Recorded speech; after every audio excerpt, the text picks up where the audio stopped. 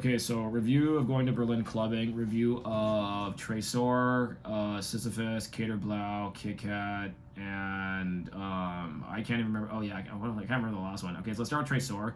Tresor, you show up, there's 200 people in line. There's a bunch of soccer hooligans and stuff like that. They ask you English or German. You go inside. There's cameras everywhere. You walk inside. It's in the basement of this like military bunker looking thing, and they have this like LED like trail that goes down this hallway to lead you down this hallway. And then you walk inside, and the ceiling is super low, and it's a cigarette hotbox, and there's metal cages everywhere, and like some dark rooms. And then like they don't really play the music that loud. What they do is they turn the bass up higher. They play like 130 BPM bass, and they turn the high down, so it's just very very kind of high pitched, high frequency bass. And then you go down there and like there's like two guys like kind of like sucking on some girl in the living room, and then like the bathrooms have no mirrors and shit like that. Like none of the clubs in Berlin have like mirrors in the bathroom because like they want to save you from looking at how messed up your face is. They serve club mate. I saw them drinking club mate. Like the guy would like put a shot of vodka in a club mate bottle and just drink that. Like I've never seen that before. That's like a Berlin thing. You go upstairs. Upstairs is beautiful. It's like brand new renovated. It's not a dungeon at all. They have this amazing cocktail bar. And I'm realizing this is like the German high life. This is how Germans like party. Like they have like a crazy week.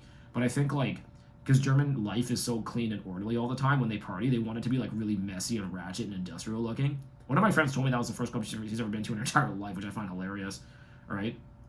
Yeah, so I'm at the door, and she's like, English or German? I'm English. And she's like, who are you here to see? I list the DJ names, and she's like, I really like your outfit, and like you can definitely come in, and like if anyone bugs you, like you let us know, we'll kick them out. And I was like, maybe they thought I was like gay or something. Nothing against gay people, but like I don't know. They thought like maybe people would be picking on me or something. I don't know. So I go inside. Yeah, cigarette hotbox, super crowded. I was standing in the back the entire time just watching, and the people were asking if I was like security or work there or something, because I was just so like not like. At this point in time, I'm doing this to research, right? So it's like I'm not really like partying or dancing too heavily. I'm kind of just in the back observing everything and like kind of watching the light show system, listening to the music. I'm just kind of like taking it in the back. People are like, "Do you work here, bro?" I walked around the other parts of the club, went upstairs. And that was Tresor. And like for the techno music, it was really really good. And apparently they have more rooms there, but they only opened up like those two for us. So that was interesting. Okay, let's go to Sisyphos. So Sisyphos is easier to get into. And you walk into Sisyphos. Sisyphos is wild, bro. Okay, so you get in there. My friends were able to get into this one. So you go in, and it's this giant weird village that these like Germans built.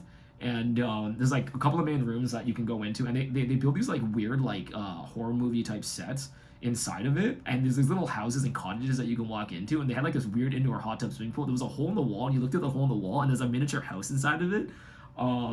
I spoke to security for a while, and he was just some guy on a mic, and there's like a back area where people are doing all their drugs and everything. It's like the back like cottage area, this little door they walk through. It looks like a kiddie cottage, and he said that one time he came there and he stayed there for 7 days straight just to see if he could.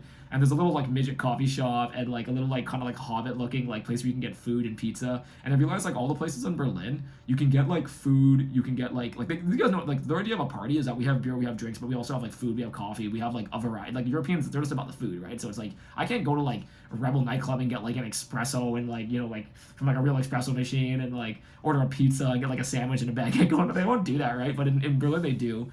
Yeah, so they had so they had the lighting techs, and then they had all this like kind of weird prop show type these weird kind of prop like horror movie type sets that you could take photos on, and then they had some dark rooms people could have sex in, and then multiple stages. And then they had a bunch of like broken kayaks and canoes you could sit in, and a bunch of weird tree houses, and like it was just so dilapidated and like shitty and like DIY. It was just kind of like this whole like German anarchy, like free spirit, like build whatever the hell you want, like no regulation type vibes. So I did that one. I went to About Blank. So About Blank is an outdoor park one. And then I went to the door, and they didn't want to let me in because it was like a lesbian party. But like I was just like, can I just come in? And they're just like, they're quizzing me, and they're giving me a hard time at the door. And I'm like, why can't I come in? They're like, well, this is like a lesbian party. And I was like, okay, well, like, can I come in anyways? Like, I'm not gonna bug anyone. And they're like, okay, just come in. So I came inside, and that one's like a giant outdoor garden party. And similar, they have like food. There's like it's mostly outside. So they have an outdoor stage. It was like all lesbians. A couple like park benches where you can probably like make out and have sex or whatever, but no one was doing that because during the day. So I did About Blank, and then I think I did About Blank before I went to Berghain because it was nearby.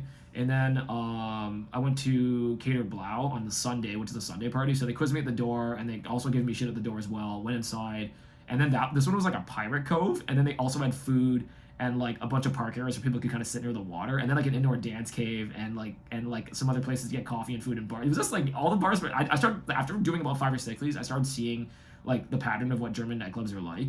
And KitKat. KitKat's crazy. So you go to KitKat, and I'm in line, and I showed up at 9 o'clock. I'm really early. There's maybe like 10 people in front of me. This is my strategy. Every time I show up, I will show up like I'm always like the 10th person in line. I had the cool outfit on, walked to the door, and I actually made friends with like the door guy there, and I'm actually having to describe now if he's watching this. Anyways, so I get in, and I'm at the door, and everyone's just changing into like BDSM gear. I didn't have anything, and then the security, like he touches my shirt. He's like, "Take your shirt off, bro. You're wearing too much clothing." And I said like, "Yo, I got like sunburns on me. I don't want to do it." And they're just like, "Okay, fuck it, let's come in." Because KitKat, they're pretty cool about it. But I went in there and I realized I probably should have been more nude because like everyone in there was like partially nude. So I went to KitKat, and the KitKat also has these really crazy like ornate like I think they have a swimming pool and everything upstairs, but because it was on a Wednesday, because like that Wednesday's like straight night, because like that's all. I only could do one nightclub a night, so I had to pick which night I'm gonna go. So I went on straight night, which is like Wednesday. So they don't open up the pool or anything, but they had like 3 floors open. So they had like one room. They had the main room. With like and the main room has these really hilarious like paintings of like all of these all these demon girls like having sex and everything on the walls painted in like fluorescent paintings. Like it's the most like obscene looking like paintings you've ever seen in your life, like almost like kind of crudely painted of like demons like fingering each other and having sex all over the place. And then this guy sits down next to me with like a mask on, and he takes it and he like and it's like a piss pig type mask where there's like a straw sticking out of it. He sticks it into his drink, starts drinking his drink. I'm like, okay, that's cool, bro. And then in the other room over there, there's like a room with all these like horror movie props and like a dental chair and stuff like that people can like BDSM each other in. And then like, and everything in there is so dirty, like I don't want to sit on anything. The guy who started this club 30 years ago was actually like a German pornographer, and he's actually the guy who invented Shiza porn, and then he made his own like sex club, and they got shut down by the cops like 100 times, but he kept on pushing it because everyone thinks like, how do people have these sex clubs? I'm like, man, it wasn't like cool when they were doing it. Like they just like said, F the system, I'm gonna keep doing my sex club, and I'm gonna keep fighting for like sexual like freedom rights or whatever, and we're gonna have this club even if the cops raid us every week. I don't care, right? So the place is like really run down and dirty. Like like everything else in Germany is super clean, but like the clubs, like they like it dirty, man. Honestly. So I went over and I'm like, yo, this is KitKat. People are gonna be having sex everywhere. It's gonna be crazy. I'm gonna see some crazy stuff. So I go over in the corner, and like one guy's getting his dick sucked by 2 girls in the corner. I'm like, holy shit, that's crazy. So I walk over afterwards, and I'm talking to these 2 girls, and then I realize that they're actually trans.